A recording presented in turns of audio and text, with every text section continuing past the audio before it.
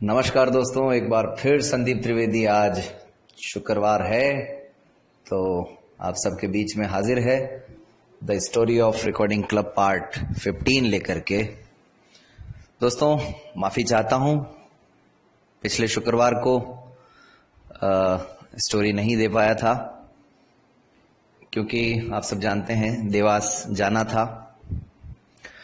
याद था मुझे, लेकिन बस न जाने ऐसा क्या हुआ कि मैं बिल्कुल भूल ही गया, रिकॉर्ड ही नहीं कर पाया। वहां भी मैं कर सकता था लेकिन बस वो शायद कन्वेंशन की टेंशन के चक्कर में छूट गया।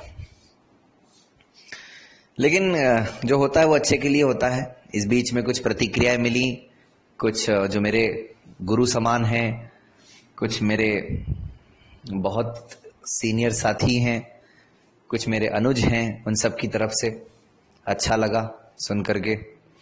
निष्कर्ष ये निकला कि मुश्किल से 25-30 लोग the story of recording club को सुनते हैं, ऐसा मेरे को लगता है।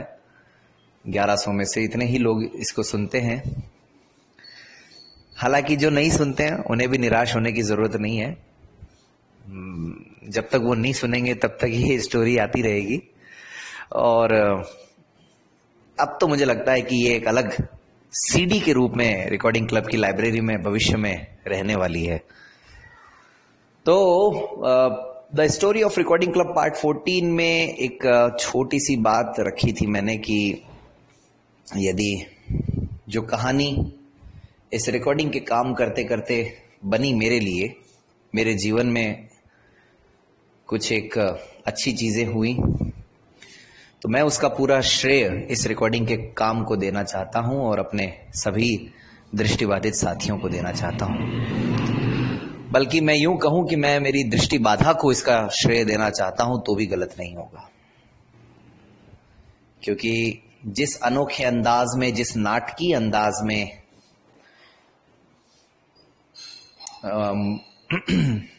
मेरा जो जीवन है आगे बढ़ा और मुझे अपना जीवन साथी मिला, वो मेरे को लगता है कि शायद अगर मैं दृष्टिबाधित ना होता तो शायद वो संभव नहीं था। तो संकट बहुत गहरा है दोस्तों। ग्रुप के बारे में, ग्रुप की कहानी के बारे में, रिकॉर्डिंग क्लब कैसे बना, ये सब बताना बड़ा आसान है, लेकिन साथ साथ अपनी कहानी बताना थोड़ा सा चुनौतीपूर्ण है। संकट ये है कि इसको रुचिकर भी रखा जाए, जो हुआ है वो भी बताया जाए, और साथ ही साथ कोई व्यक्ति पहली बार सुने तो उसको ये भी ना लगे कि भाई ये तो व्यक्तिगत मामला हो रहा है। अब तो संदीप त्रिवेदी जो है बिल्कुल उसी स्थिति में पहुंच गया है जहां उसको नहीं पहुंचना चाहिए था, जो उसको नहीं करना चाहिए था वो, तो किसी को ऐसा महसूस ना हो। हालांकि फिर भी हो सकता है। मैं इस बात के लिए आप सभी से क्षमा प्रार्थी हूं।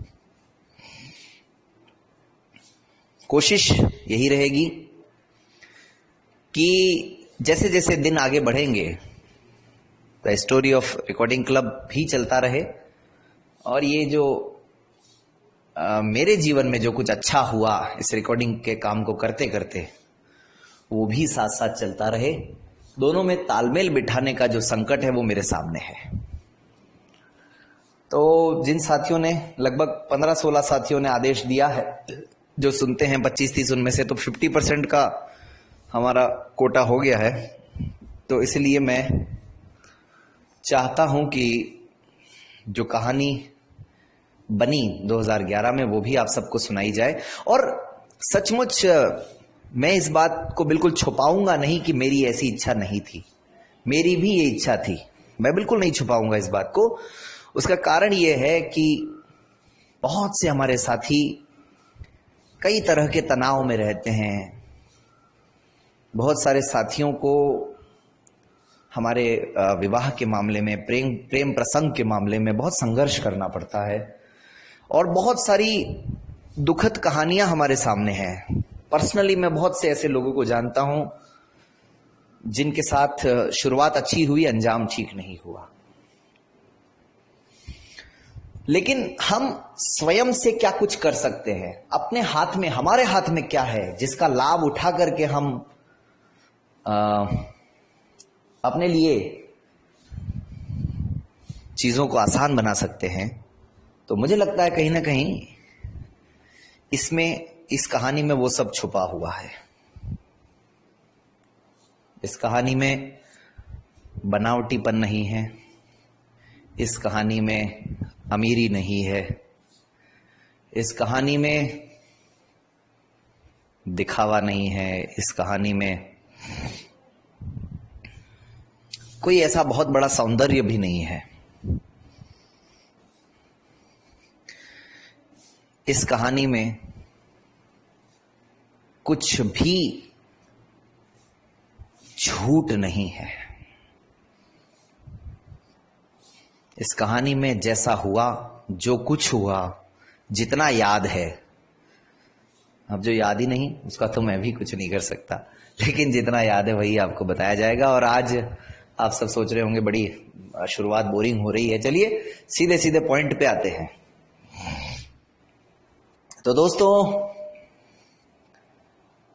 सही मायने में ये कहानी 15 मई 2018 को शुरू हुई, सॉरी 2011 को शुरू हुई।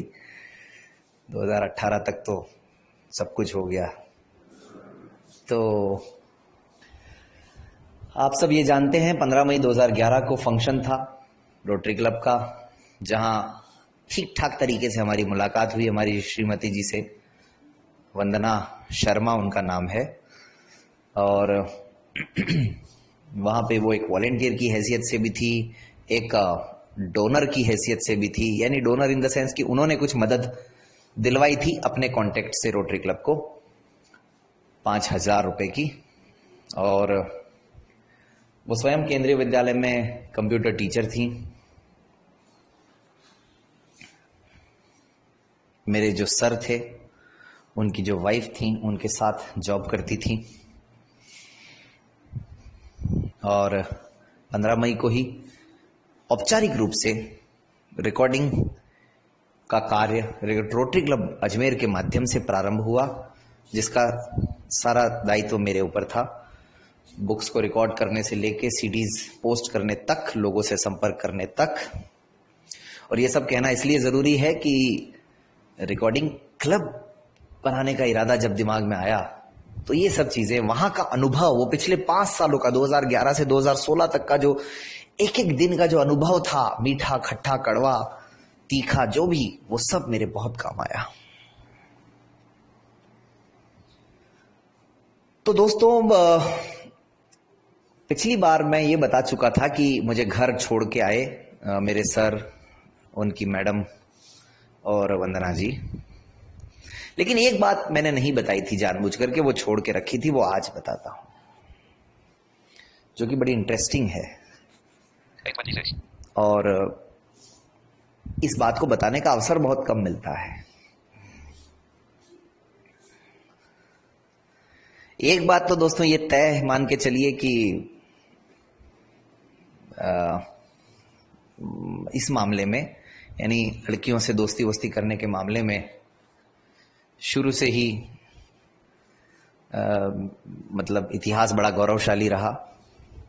तो कहीं ना कहीं दिमाग में आप मान के चलिए कि फिल्मों का असर भी था, और कहीं ना कहीं मन में ये भी रहता था कि यार दोस्त बनने चाहिए। और कहीं ना कहीं ये बात थी कि हमें इस मामले में भी आत्मनिर्भरता हो, जो कुछ हो वो समझौते के आधार पर ना हो। कुल मिला के अगर मैं सही कहूं तो ये है, समझौते के आधार पर। आप समझ रहे होंगे कि शादी ब्याह के मामले में, दोस्तों के मामले में हमें बहुत बार समझौता करना पड़ता है, हमारे साथियों को करना पड़ता है। तो हुआ ये कि जब ये सब बातचीत चल रही थी, आप फोन कैसे चलाते हैं, ये है वो है, इस तरह से, तो एक स्थिति ऐसी आई जब हम खाना वाना खाकर बैठे थे, तो हमारी मैडम जो है वंदना, उनकी एक साथी टीचर भी वहीं पास में खड़ी थी। तो न जाने इनके मन में क्या आया कि इन्होंने मुझे पूछा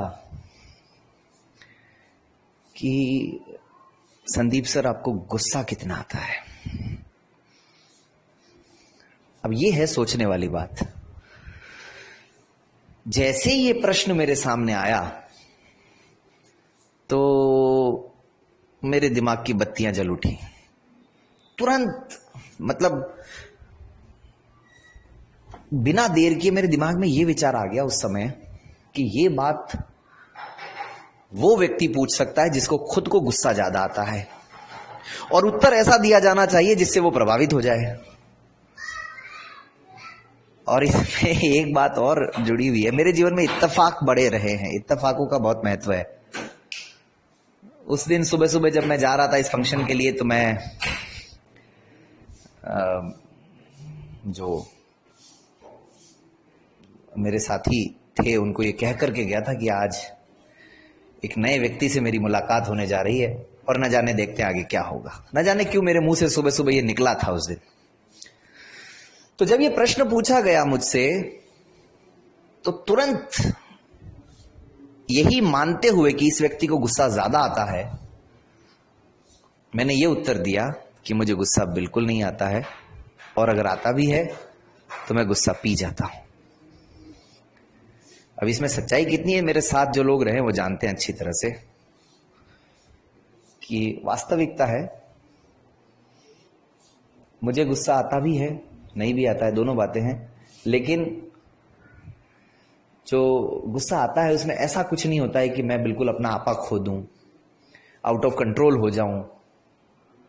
तो इसीलिए मैं ये मान के चलता हूं कि मुझे जो गुस्सा आता है उस पर मेरा नियंत्रण है, और ये बात मेरी वाइफ भी मानती हैं।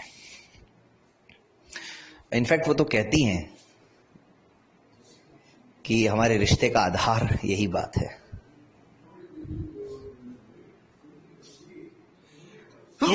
तो दोस्तों सॉरी, हुआ ये कि